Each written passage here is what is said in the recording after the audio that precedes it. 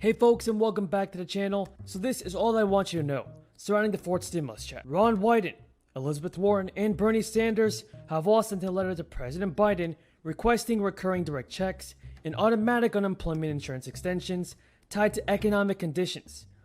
As the senators reasoned in their letter, this crisis is far from over, and families deserve certainty that they can put food on the table and keep a roof over their heads. Families should not be at the mercy of constantly shifting legislative timelines and ad hoc solutions.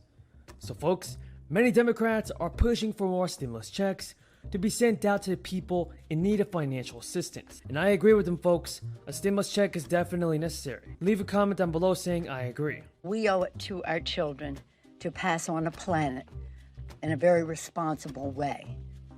The reconciliation bill goes well beyond, well, it's hardly addressed in the infrastructure bill for reasons that you're well aware.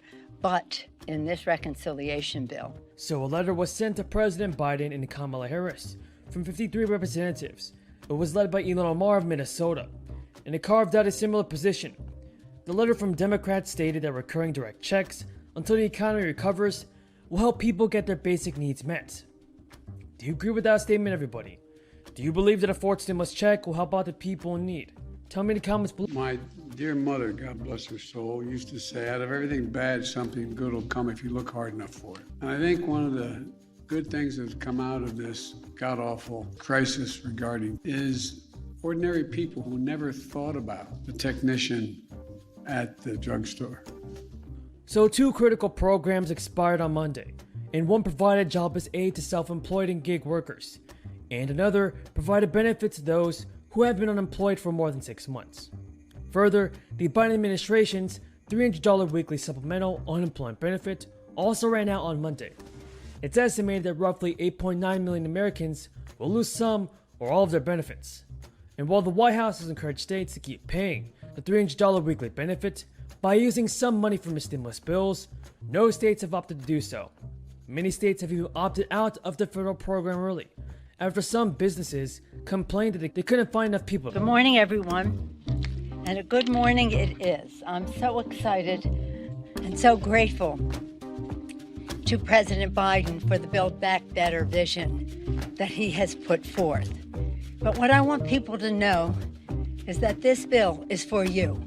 If you're a woman with children at home and want to return to the workforce, if you have people with disabilities at home and need home health care, if your children are little and you want universal pre-K, children learning, parents earning, if someone is sick in your family, you need family and medical leave paid, the list goes on.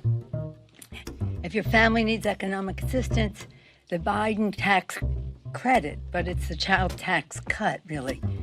It's a big middle class cut in taxes.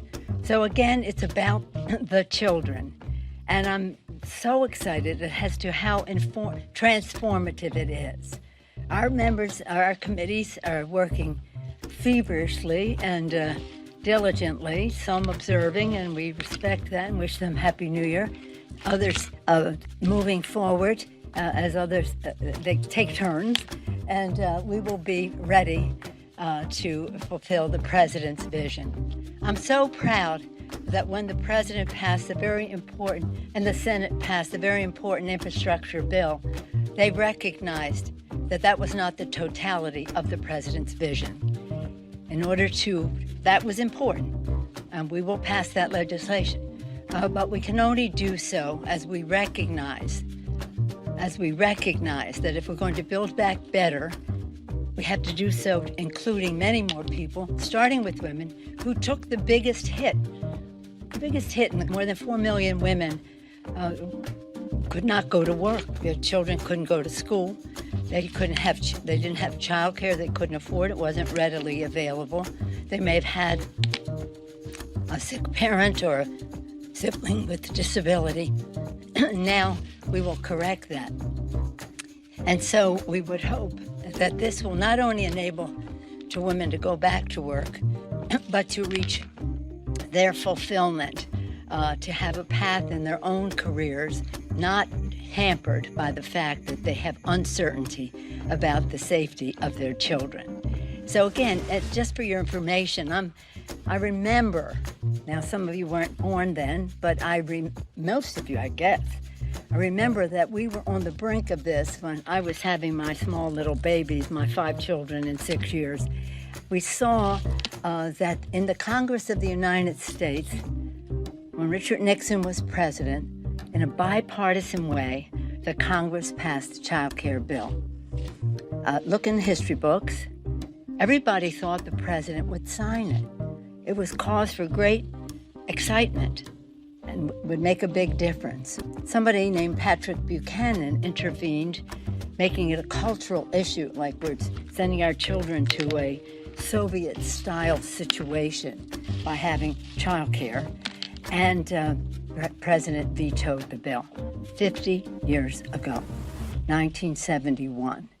So it's long, long, long overdue that we recognize the importance of our children and their care, the value of women in the workplace, and the only way that we can truly build back better women in the workplace. So that's why this is my theme all along with our members has been Build Back Better with Women. Remarkable transformational initiatives in this legislation. All of them long overdue. Many of them standard fare in other developed. The data shows that minimal economic benefits have been received from cutting off the aid early in those states. And let's not forget this, everybody. The amount of money injected by the federal government into jobless benefits since the crisis began is nothing short of astronomical. The roughly $650 billion, according to a nonpartisan committee, for a responsible federal budget, kept millions of Americans who lost their jobs through no fault of their own in their apartments, paying for food and gasoline and keeping up with their bills. So the ending of these unemployment benefits comes as the US economy has recovered from the crisis, but with substantial gaps in the recovery. These benefits are also ending sooner than during the previous crisis, during the Great Recession. Americans are still struggling in the crisis, everybody, with a smaller patchwork of social support programs, both at the state level and through the federal programs, and through the government. The White House approved last month a 25% increase in food stamp assistance, also known as SNAP benefits. And while the eviction moratorium has expired, roughly a dozen states, all controlled by Democrats, have extended the moratoriums, including New York, Washington, and Illinois. What are your thoughts on President Biden, folks? Do you believe he can get the job done and help out American people? Do you believe that he will send out more stimulus payments? Tell me in the comments below. Thank you so much for watching, everybody. Until next time, have a great day.